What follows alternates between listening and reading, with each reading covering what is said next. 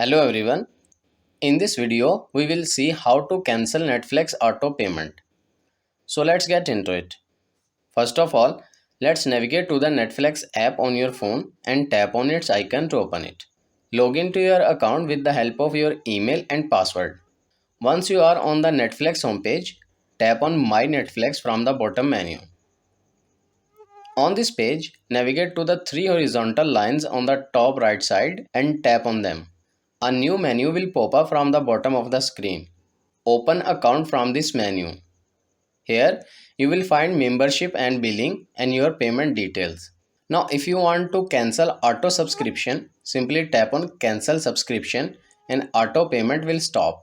Your current plan will expire after the next billing date and you can renew it according to your desire. And that's it. This is how you can cancel Netflix auto payment.